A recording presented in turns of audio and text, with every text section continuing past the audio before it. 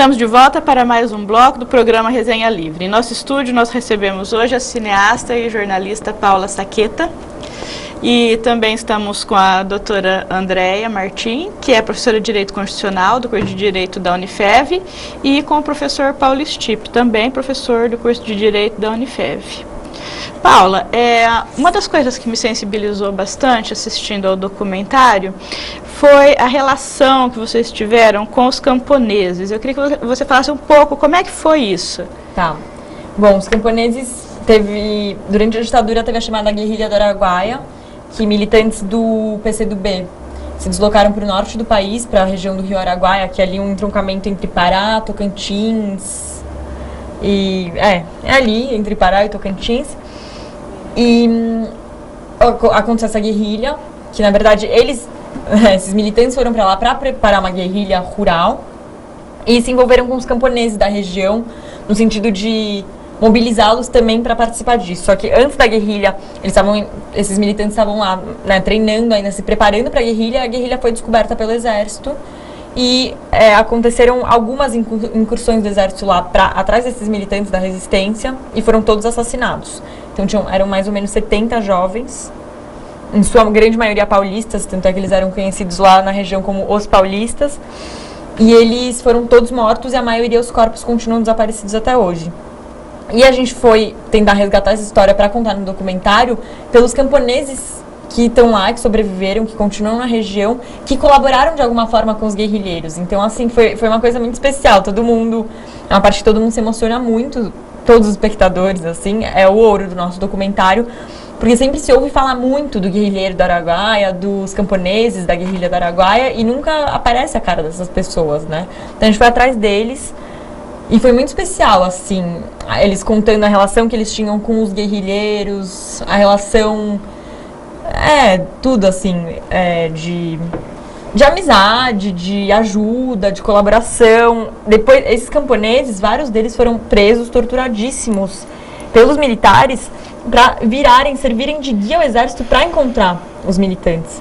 Então, assim, é um camponês... Porque os camponeses não queriam participar. Do quê? Da perseguição. Não.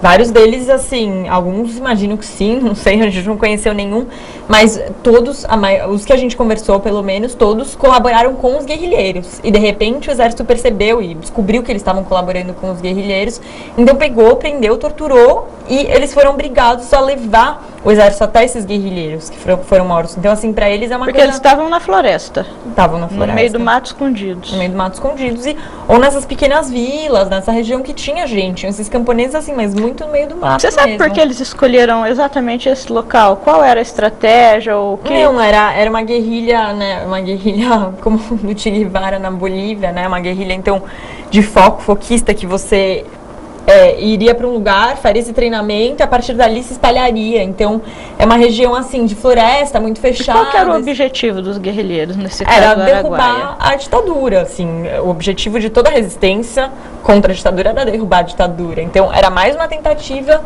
era mais um grupo armado, né, que ia tentar, só que eles iam oferecer treinamento, tinha toda a conscientização, politização dos camponeses, só que eles não tiveram tempo de fazer isso, eles foram descobertos e massacrados antes. E para você ter uma noção de como eles estavam já preparados, estavam no lugar, eram 70 guerrilheiros, mais ou menos, né, desses do Partido Comunista do Brasil enviados à região. Foram homens do exército, os homens do exército começaram a ir para lá em 71 e a última guerrilheira, Valquíria, morreu em 74. Então foram 3 anos para caçar esses guerrilheiros e foram aproximadamente 15 mil homens do exército, assim, para encontrar 70 pessoas na região. Com a ajuda de camponês ainda. Quantas pessoas morreram na ditadura? Uma pergunta, assim, bem irrespondível, mas oficialmente e estimativamente. Tá, então, oficialmente é um número um pouco complicado, né? São aproximadamente 500 mortos e desaparecidos políticos. Mas isso é o que é oficial. Isso é o que é oficial, é o que está no relatório Direito à Memória e à Verdade. Dizem que no relatório da comissão vai ser 400 e pouco, assim, então é um número que baixaria ainda mais, não sei por que motivo. Mas nessa conta tem algumas coisas que não entram. Camponês e índio. Então os camponeses da região do Araguaia, vários morreram, vários foram assassinados, foram torturados, presos, etc. e sumiram com os corpos. As famílias, então, também procuram. Vários não fazem parte dessa lista, tem um ou outro camponês na lista oficial. E índio.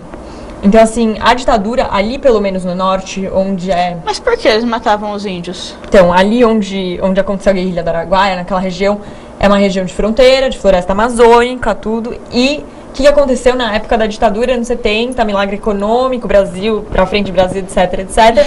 Queriam fazer grandes obras. Então, é quando acontecem obras gigantescas de infraestrutura pelo país inteiro. E ali naquela região passou a Transamazônica, uma rodovia, que ia cortar o país, teoricamente, ou cortar a Amazônia, pelo menos.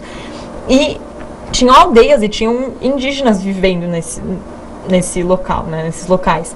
Então, de uma aldeia que a gente visitou, perto dos camponeses que a gente foi entrevistar, de uma aldeia falam que morreram 2.000 índios. Então, assim, a gente está falando de 500 pessoas, esse número. Pensam, pessoas em sua maioria brancas, de classe média alta, educadas, dos grandes centros urbanos.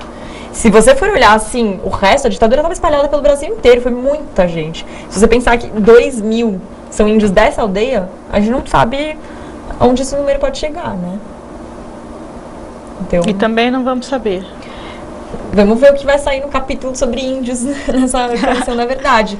Inclusive, foi encontrado esse ano o chamado Relatório Figueiredo. É um documento de 7.500 páginas, produzido durante a ditadura, em relação ao extermínio indígena, desses povos que estavam no meio do caminho do progresso, né, para eles. Então, foi produzido esse relatório. Ninguém teve tempo ainda de ler essas 7.500 páginas, então é um documento que está sendo analisado e a partir daí pode vir muita novidade, assim. Podem vir muitos dados novos. Paula, qual que é a importância da Comissão da Verdade para as famílias dos desaparecidos? Olha, a Comissão da Verdade, ela é uma comissão que veio tarde, como eu disse, e veio muito limitada, né?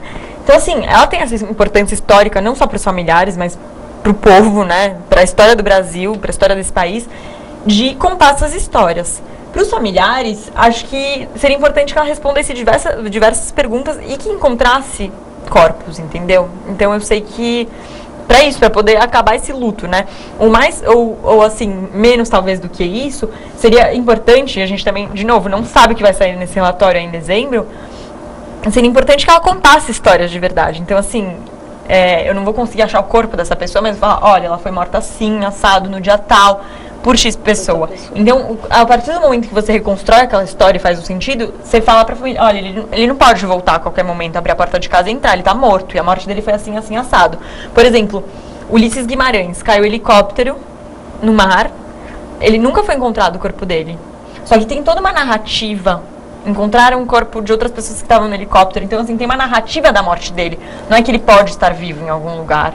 Não é que você não sabe, não tem notícia, entendeu? Então, pelo menos que conte essa história, que conte a circunstância de morte, que se feche esse ciclo, né? E acabe com a dúvida, pelo menos. E, Paulo, eu queria perguntar a respeito da Frente de Esculacho Popular, quer dizer, qual que é a tua outra atuação, não só atrás das câmeras, mas em termos de intervenção frente a essa questão desse apagão de memória que a sociedade brasileira sofre?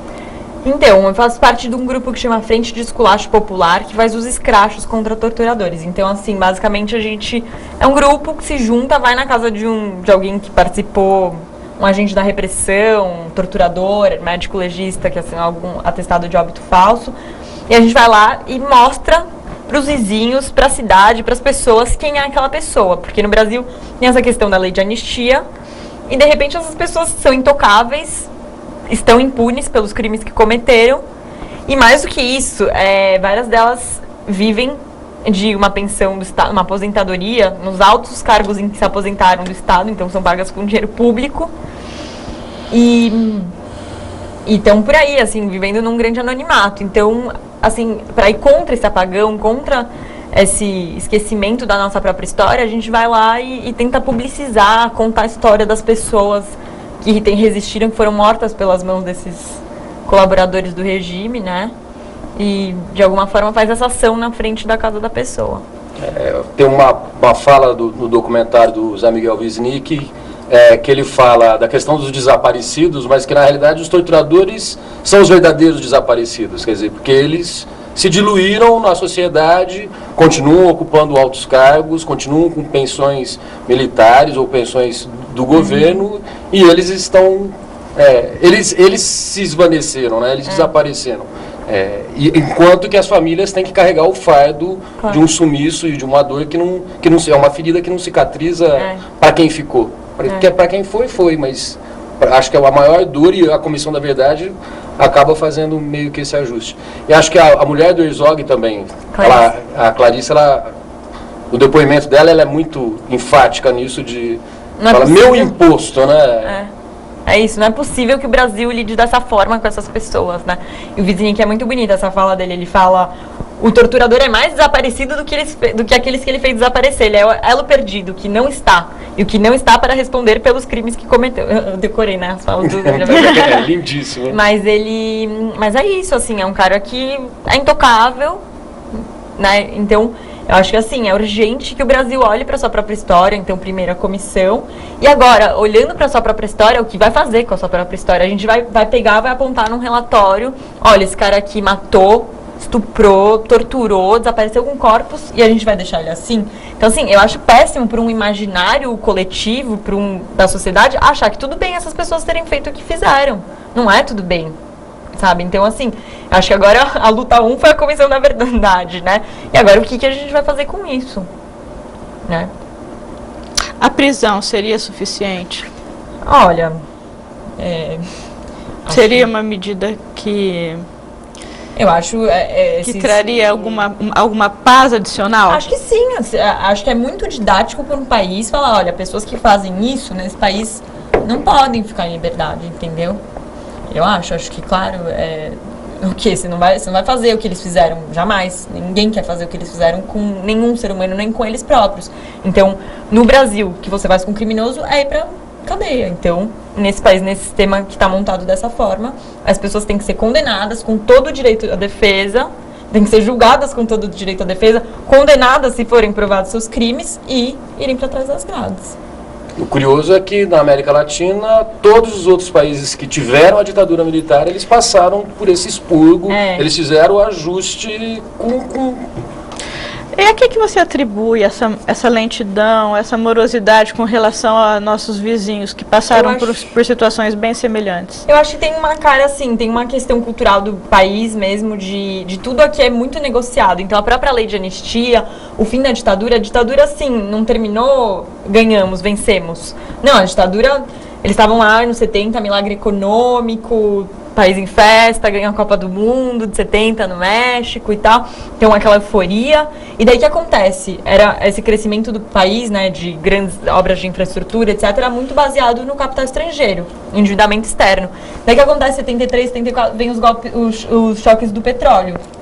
Então, o preço do petróleo sobe, dólar, etc., o país quebra. Acabou sendo realmente um dos fatores principais para a derrocada da ditadura, com certeza, econômico, o fator econômico. Então, né? assim, de repente, essa ditadura que estava apoiada, amparada pelos setores conservadores da sociedade, ela começa a perder força. Então, não é...